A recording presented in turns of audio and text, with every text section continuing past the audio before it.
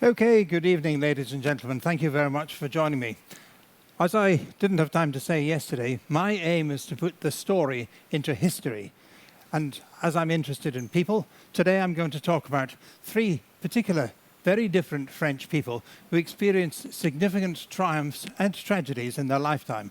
And I'm going to address them in chronological order. So I'll start with Saint Joan of Arc.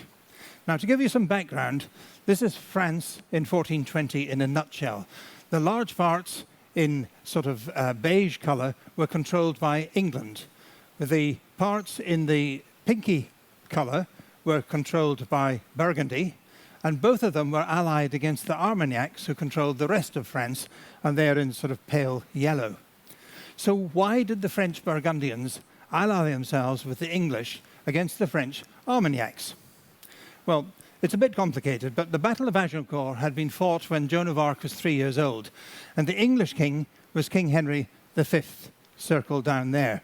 His wife was the daughter of the French king, King Charles VI, otherwise known as Charles the Well-Beloved, or even Charles the Mad. And one of the delusions of Charles, when he was in one of his mad phases, was that his son, also called Charles, the Dauphin, the heir to the throne, was illegitimate. And as a result, he disinherited his son and named King Henry and his future heirs his successors.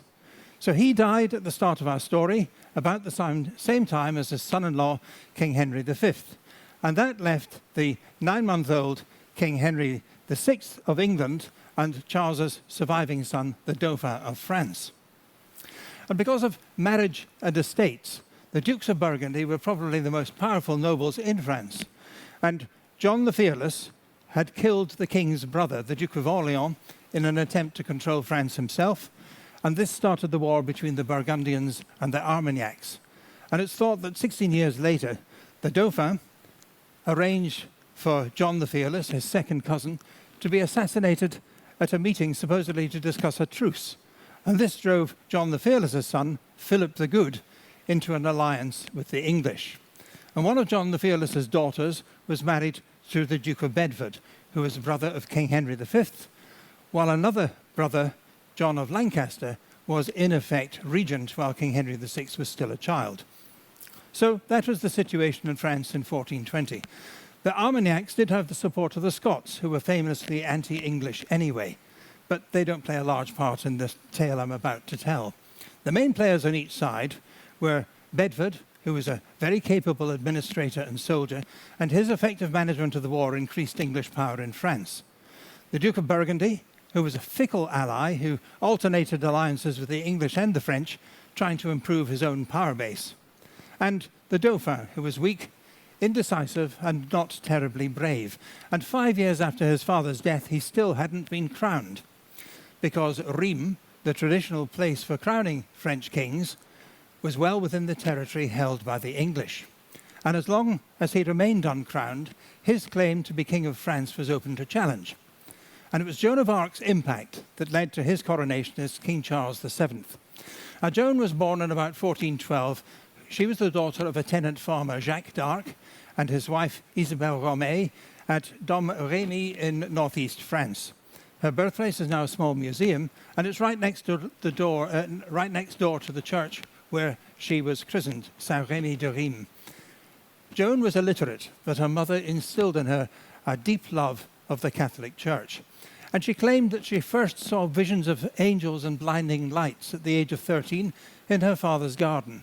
And Saints Michael, Catherine, and Margaret told her to drive the English from the country.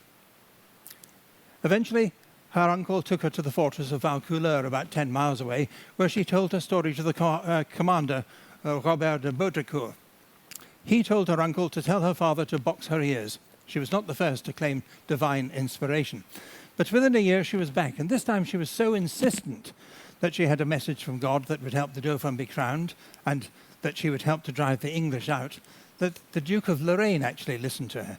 And things were going not very well for the Armagnacs just then, so he sent word to the Dowager Duchess of Anjou at the French court, and arranged for de Baudricourt to have Joan's hair cut short, to dress her as a man, and give her a horse and a small escort. and she was sent off to the French court at Chinon, some 270 miles away, through enemy territory, which is why she had to be sent in disguise. And the journey took her 11 days. When she was 20 miles from Chinon, she dictated a letter to the Dowager Duchess of Anjou, and this gained her access to the Dauphin himself. She claimed that if he gave her an army, she would drive the English out of France and lead him to Rheims for his coronation. But it wasn't easy for people of the day to differentiate messages from God from misleading revelations from the devil. It was believed that women were more susceptible to this kind of influence than men. And moreover, she was young, she was uneducated, and her virtue was in doubt because she was dressed as a man, which according to the Book of Deuteronomy was an abomination unto the Lord. So Joan was detained at the castle of Caudray at Chinon until her virtue could be checked.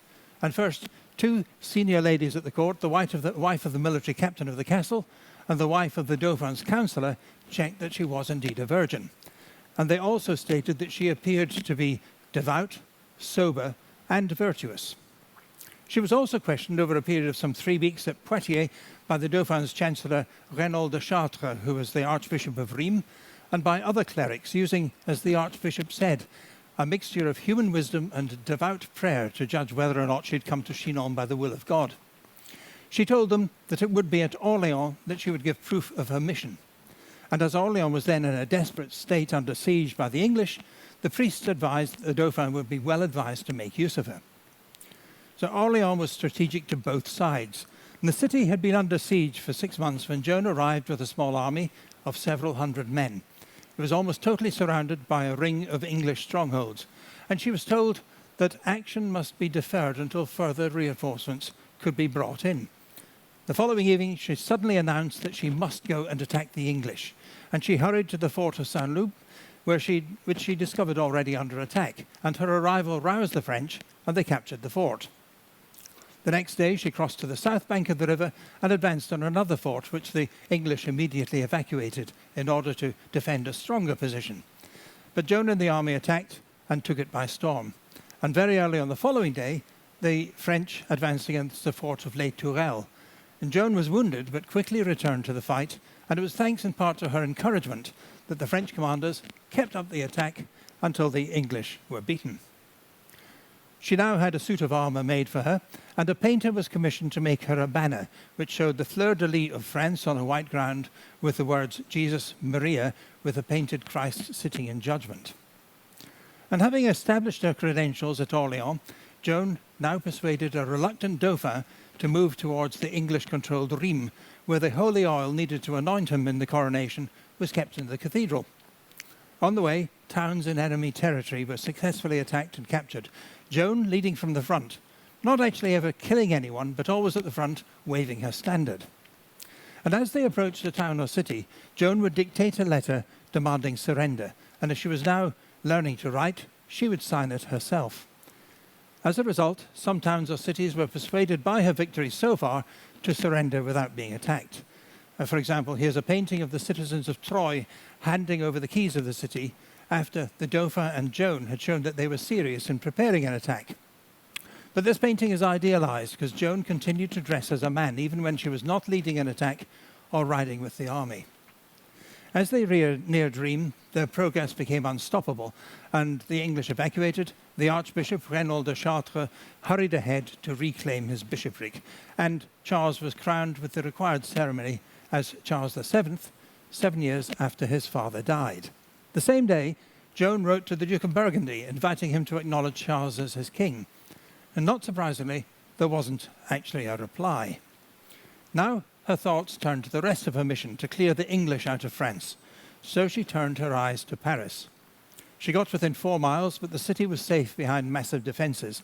The attack failed, and Joan was wounded again.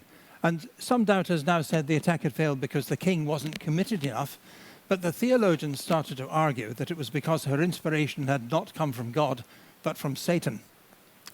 Interestingly, a clerk's doodle in the margin of Paris's parliamentary record is a single image of Joan of Arc while she was still alive, interestingly wearing a dress. So you wonder whether the clerk had actually seen her or not. The army and Joan retreated south, ending up at the Château de Sully-sur-Loire for the winter of 1430. But in the late spring, she rode out again with a detachment of troops, regularly skirmishing with English forces. The Duke of Burgundy was moving towards Compiègne, which had declared allegiance to King Charles, and Joan was ready to defend the city.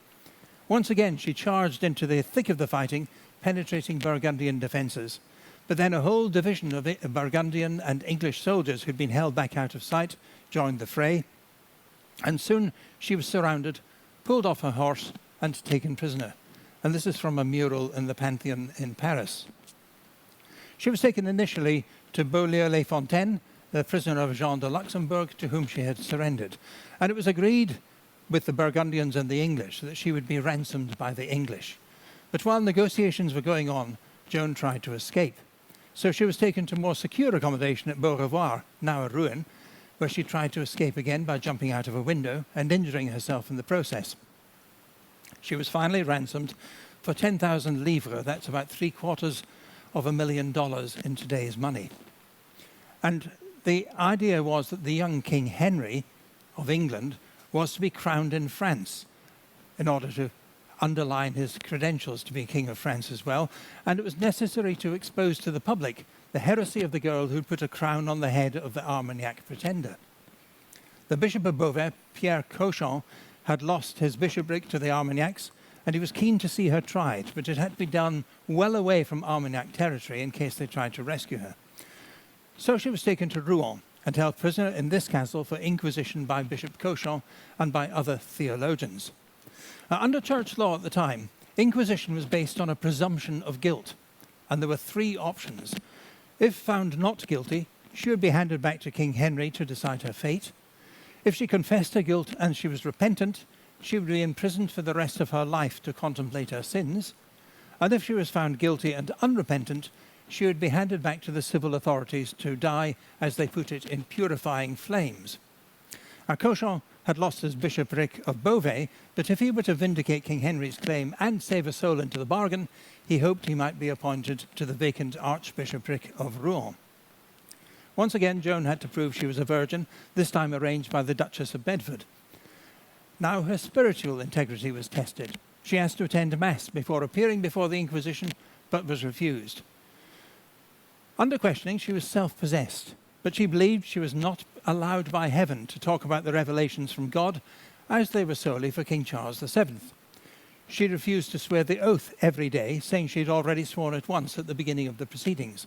And the court, crowded with up to 65 clergy, and the number varied every day, believed that she did not display enough humility. She was asked about her man's clothing, and replied, "All that I have done is by the Lord's command." Now the Inquisition decided there was enough to formally charge her with 12 counts of blasphemy and heresy, and that the visions she claimed were either made up or visions from an evil spirit. By now 3 months had passed, during which time she had been shackled to prevent her from escaping, and now she was offered the forgiveness of the Church if she would acknowledge her sins. When she refused to play ball, she was shown the instruments of torture, the rack, the red-hot pincers, and so on, but she still held to her beliefs. She said she'd had a vision of the Archangel Gabriel, and she had asked him whether or not she would be burned, and he'd given the rather Delphic reply that God would help her. Finally, she was interrogated in her cell by Cardinal Beaufort of Winchester, great-uncle of King Henry VI. And afterwards, she is supposed to have given this devotional ring to the cardinal. She finally agreed to confess after 4 months. She was taken back to her cell, her head was shaved, and she was given a dress to wear. But 3 days later, Bishop Cauchon was called back to her cell to find her in man's clothing again, and her voices had told her that she had condemned her soul to save her life. She was now seen as a relapsed heretic and must be abandoned by the Church. Having been tried by the French Catholic Church, she was now turned over to the English secular power for execution. And she was led from her cell to a cart and trundled from the castle to her place of execution. It's reported that her last words were the name of Jesus, repeated over and over again until she lost consciousness. Pope Calixtus III received a petition from her family and ordered a retrial 24 years later, in 1455. And 2 years after that, Calixtus excommunicated the now dead Bishop Pierre Cauchon for his persecution and condemnation of Joan. And she was eventually canonized in May 1920 in a mass in St. Peter's Basilica in Rome, conducted by Pope Benedict XV. Over 60,000 people attended the ceremony, including 140 descendants of Joan's family. And now Joan of Arc is one of the sub-patron saints of France, the major patron saint being St. Louis. Moving on another 450 years to another misunderstood individual, my next character came from Alsace-Lorraine. Now, as a result of wars on one hand and interdynastic marriages and inheritances on the other, Alsace-Lorraine has switched backwards and forwards between what is now France and Germany. And more recently, at the time I'm talking about, it had become French during the Napoleonic period, and then it was incorporated into the German Empire after France's defeat in the Franco-Prussian War. The population mainly wanted to stay French, but because of its history and because of its mainly German-speaking population, and on this slide, the French-speaking area is in orange and the pink at the bottom, and all the rest are German-speaking. The loss of Alsace-Lorraine was a major cause of anti-German feeling in France, and the native German speakers of France were never really trusted by the French. But Dreyfus had another disadvantage, as we'll see shortly. He was born in Mulhouse, the youngest of 9 children of a wealthy textile manufacturer. And when he was 10, the family moved to Paris, as Alsace-Lorraine was annexed as a result of the Franco-Prussian War. And Alfred was sent to board at the Collège Chaptal in Paris. And this being wrenched away from being the baby of the family to boarding school may have contributed to a natural shyness becoming a highly controlled self-sufficiency and reserve, which, as the author Pierre-Paul Reid pointed out, came across as arrogance. Based on his experience of the Franco-Prussian War, he decided on a military career and studied for admission to the prestigious École Polytechnique in Paris. And on graduation, he was gazetted as a second lieutenant in the French army. He trained as an artillery officer and worked his way up through the ranks from second lieutenant to captain. And while at the School of Artillery, he studied very hard for the competitive exam to enter the École Supérieure de Guerre, the War College. In 1891, at the age of 32, he married Lucy, some 11 years younger than he was, and they went on to have 2 children. But 3 days after the wedding, he learned that he had been successful and he was to go to the War College. This was a 2-year course, and the top 12 graduates were then to be interns in the 4 main departments of the army to prepare them to serve on the general staff. But Dreyfus was seen as standoffish and arrogant. He didn't socialize with the other students, possibly because of his new marriage, and he seemed to believe that he was intellectually superior to them all. Almost unbelievably, he was given a score of 0% in the appraisal of Côte d'Amour, loosely translated as team spirit, and this reduced his place from 3rd to 9th on graduation. But this was also a time when France was significantly anti-Semitic, and Dreyfus was Jewish. And there was a faction in the army that wanted to prevent Jews from serving on the general staff. Another Jewish student on the same course had also been marked down. Dreyfus's appeal elicited the comments from the commandant that Dreyfus regarded his fellow officers as tiresome and disagreeable, and that French inefficiencies compared unfavorably with the German army. But his graduation position did allow him to serve as an intern in the Intelligence Bureau. But here he was criticized for putting his own studies ahead of routine duties and for having a character that didn't inspire great confidence. But the bottom was about to fall out of his world. A cleaner in the German embassy retrieved a torn-up message from the military attaché's wastebin that showed that a traitor in the French army was providing secrets to the Germans. It said the person concerned was off on manoeuvres, which ruled out the civil servants and the established officers in the general staff. And because of this document called Le Bordereau, suspicion fell on Dreyfus. And it was claimed that the handwriting on the bordereau was the same as his normal writing, and here's one of his own letters for comparison. But the graphologists were amateur, and the only professional graphologist who was consulted cast doubt on the comparison, but he was ignored. And as you can see, as I hope you can see, there are significant differences, for example, in the D's, which I've circled. But it was claimed that, of course, he would disguise his writing. Dreyfus was arrested and charged with high treason. He was offered a pistol with a silver bullet, a single bullet, he wasn't a vampire, a single bullet, but insisted he was innocent. So instead, he was court-martialed. And the case against him was this. Firstly, the handwriting, which we've just talked about, his fluency in French and German, and his spoken French had a German accent. His previously expressed admiration for the German army, and moreover, he'd been unfaithful to his wife, and lastly, he was Jewish, and the two together, in the eyes of the authorities, made him a cad and untrustworthy. The judges were all military officers, and not one of them was legally trained. Dreyfus didn't help himself with an icy cold demeanour in the dock. He didn't violently protest his innocence, and he had a very monotonous voice.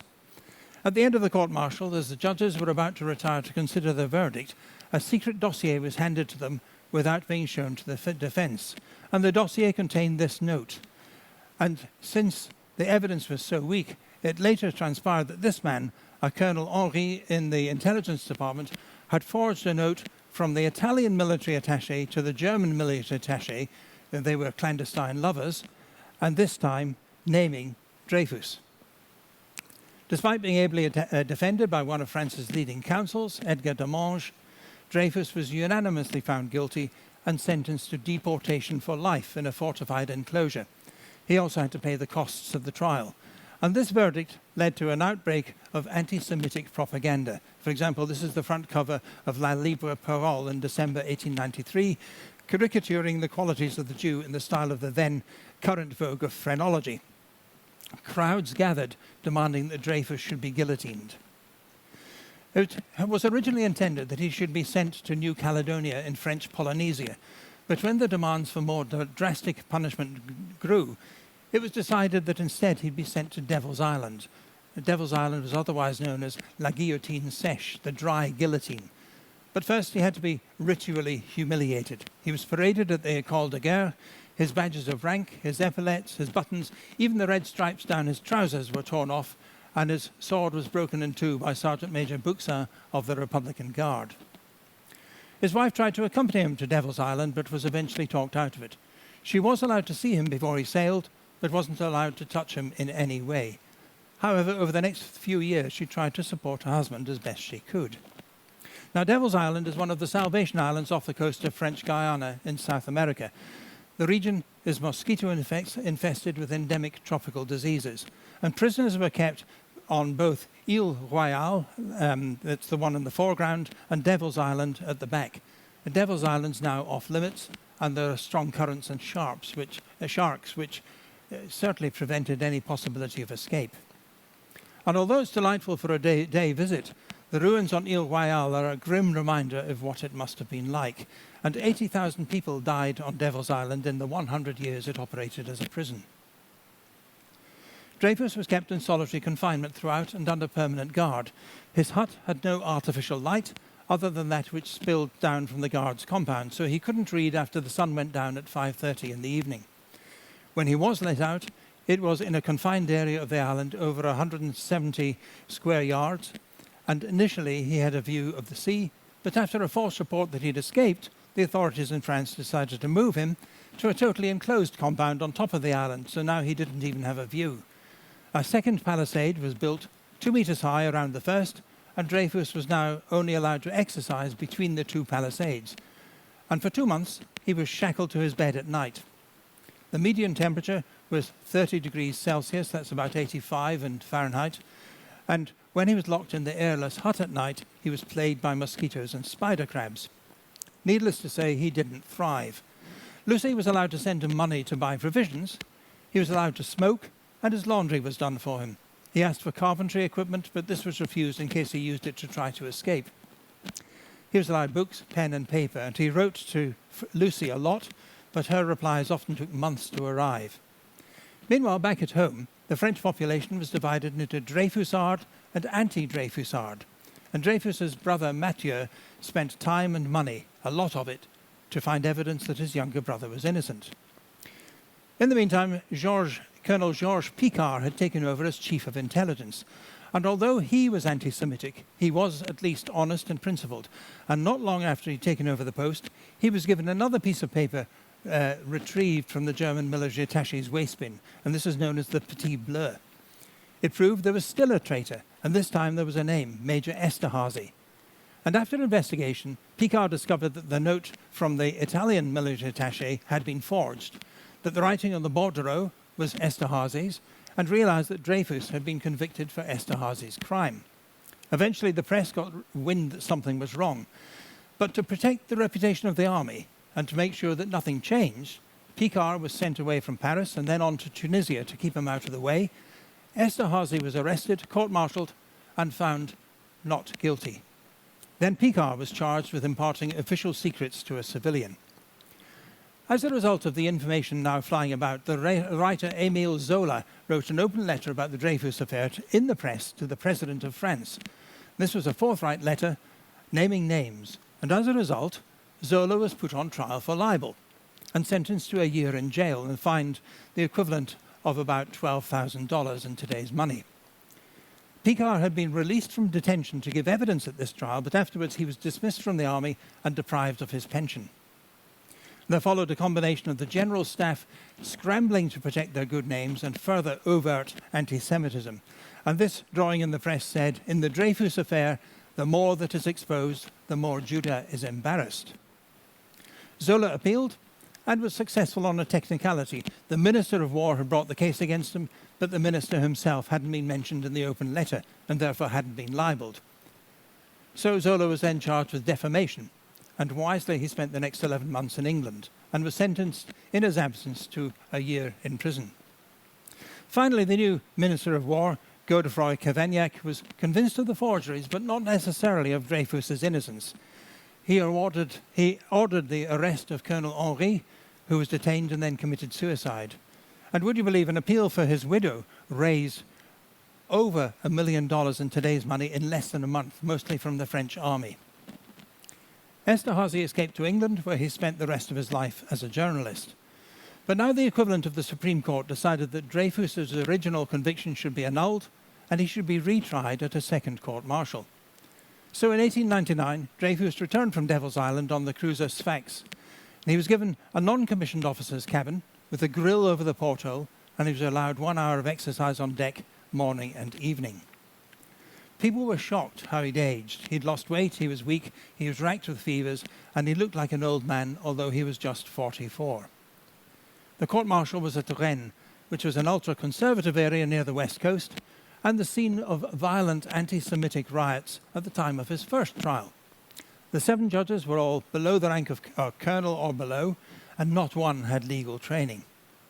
Dreyfus wore uniform, but it was reported that he was thin and withered and his face was cadaverous. And in evidence, his protestations of innocence were repeated in the same monotonous voice without emotion. And once again, he was represented by Edgar Demange, with the addition of Gaston Laborie, both seen here in front of the military prison in Rennes.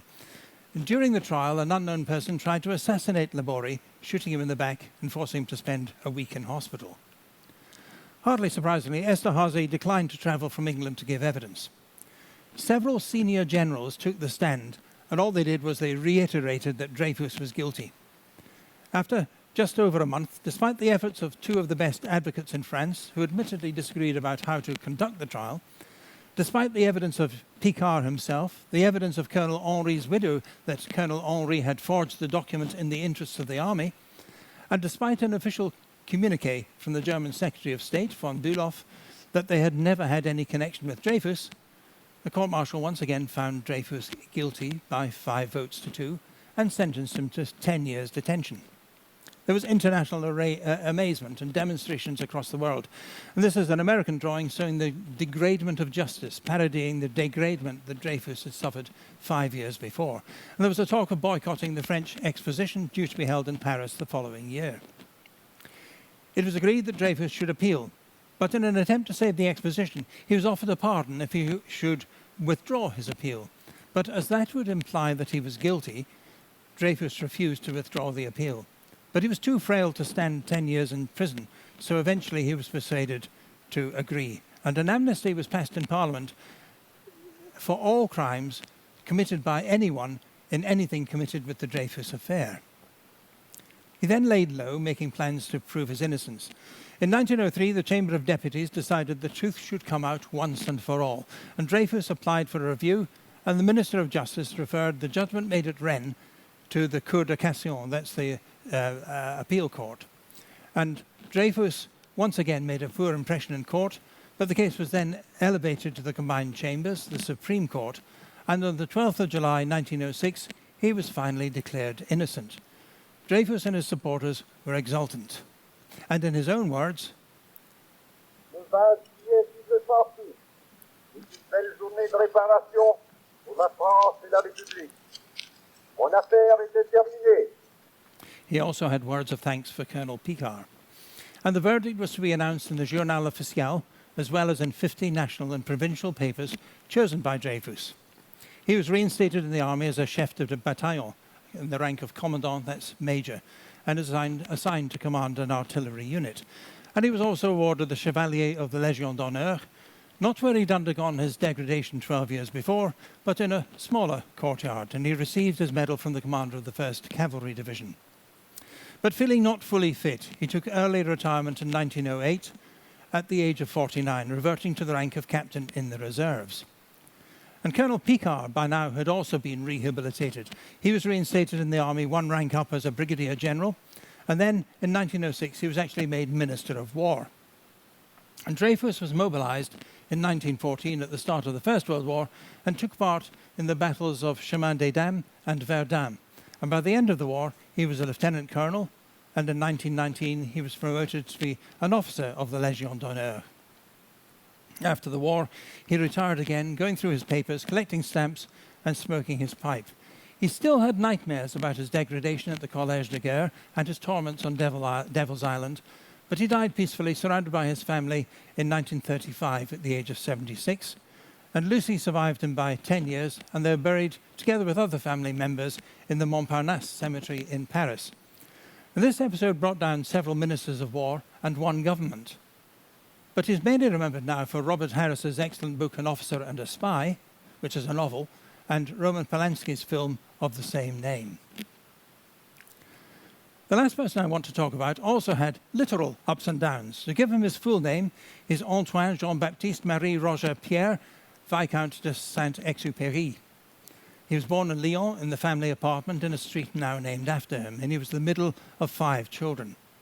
His father was Jean Viscount de Saint-Exupéry, but unfortunately he had a stroke and died when Antoine was 4, so he was mostly brought up by his mother, Marie. After her husband died, Marie moved with her 5 children to the castle of Saint-Maurice de Rémin, northeast of Lyon, which was owned by his mother's great-aunt.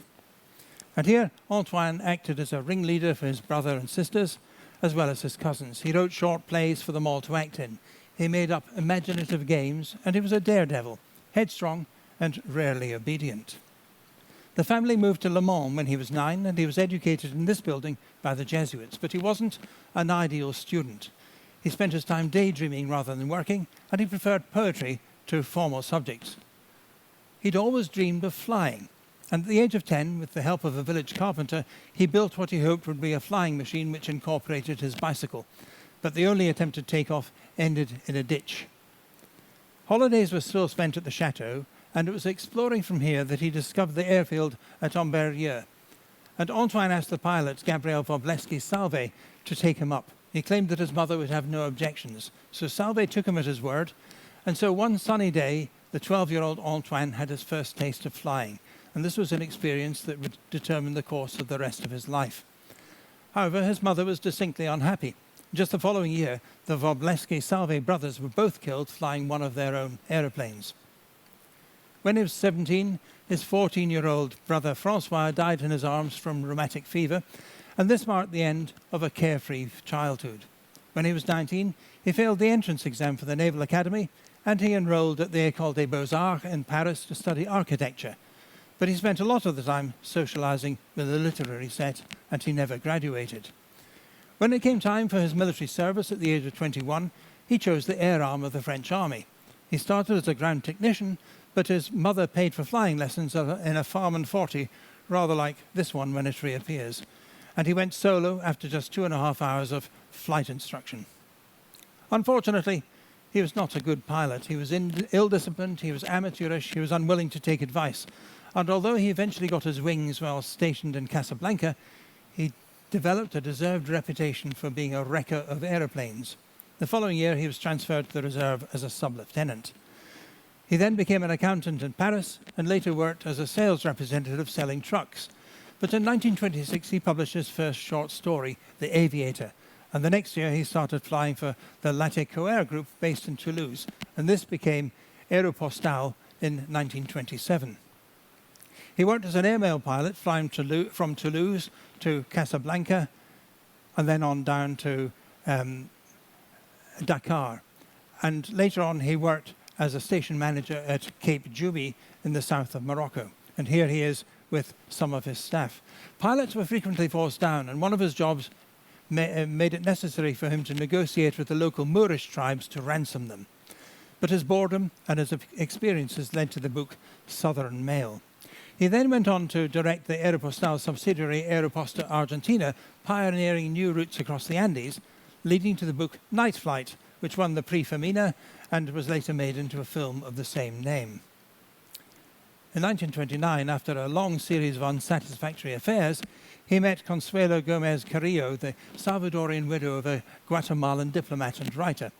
She wasn't his usual type. He preferred blondes, but she was charming, she was artistic, she was bohemian and eccentric, and they married in 1931.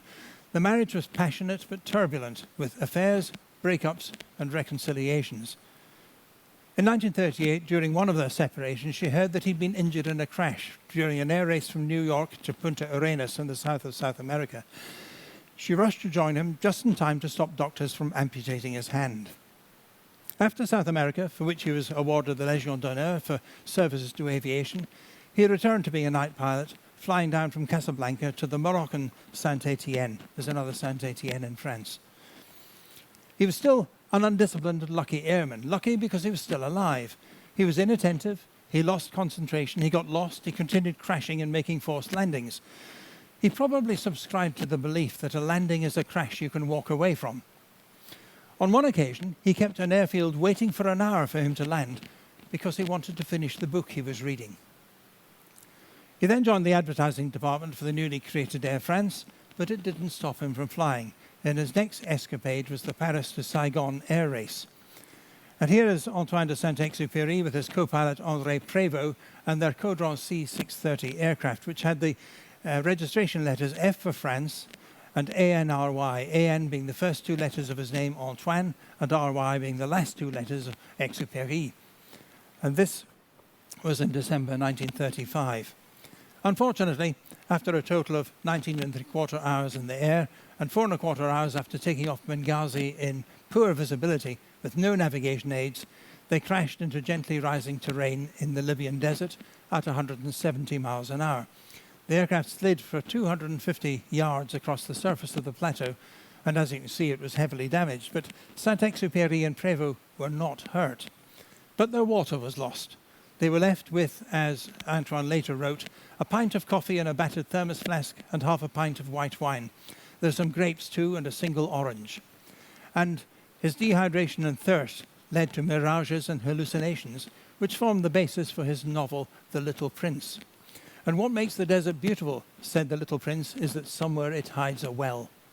After 4 days, they were rescued by Bedouin tribesmen, and he described his experiences in Wind, Sand and Stars, which was published in 1939, winning him the Grand Prix de Romain of the Académie Française, and it was also selected as a Book of the Month in the United States, and it won a National Book Award.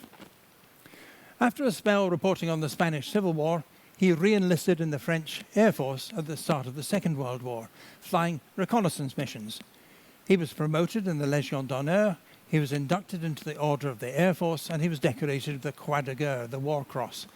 But following France's capitulation to Germany, he was demobilized and he left for New York, where he spent his time writing and generally drumming up support for France.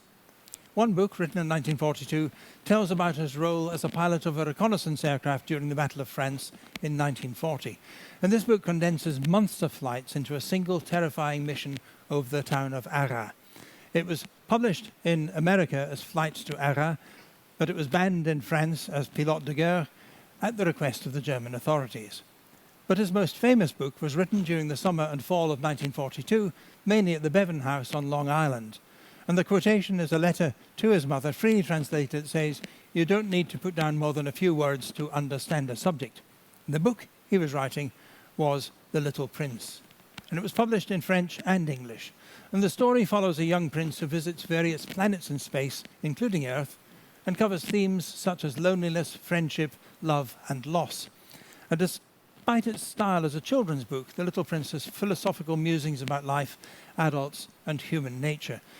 It's got lots of flowery writing with lots of the abstract thoughts that Antoine was so fond of, but some are more easily understood, such as, what is essential is invisible to the eye, or we do not inherit the earth from our fathers, we are borrowing it from our children. But he was not in the best of health. He was overweight, he smoked, and he drank too much. Despite this, he returned to fly with the Free French Air Force in North Africa in 1943. And this quotation is from a letter he wrote saying that all that I love is dangerous. I can't not take part. He crashed yet again while returning from a photographic reconnaissance mission over France, and he was banned from flying.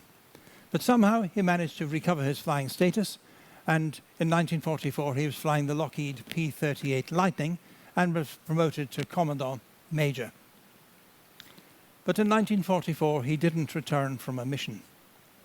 54 years later, his identity bracelet was found by a fisherman from Cassis, which some of us visited today, near the coast of Marseille, and 6 years later the French authorities announced that they'd found the wreckage of his aircraft.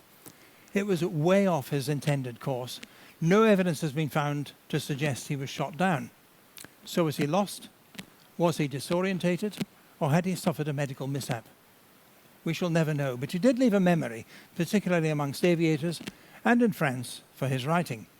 And for such an eccentric aviator and author, he's remembered throughout the world in a variety of ways. Here's a museum in Tarfaya, Cape Juby in Morocco, commemorating Aeropostal's mail stopover station and Saint-Exupéry, its manager, with this monument outside. There's a tribute to the Little Prince atop asteroid B612 at the Museum of the Little Prince in Hakone in Japan. And here are some of the 250 translations of Le Petit Prince at the National Museum of Ethnology, also in Japan. There were numerous stage adaptations of Saint-Exupéry's child and adult fable, which gave rise to an award-winning narration on a long-playing record in 1975 by Richard Burton. And this is a staging of the play at the University of Minnesota in 2010. Obviously, there have been commemorative stamps, both to Saint-Exupéry himself and to the Little Prince. And the impressive railway station in Lyon is named after him, as well as many schools and colleges. And there's even a large container ship called after him. Google didn't forget him on what would have been his 110th birthday.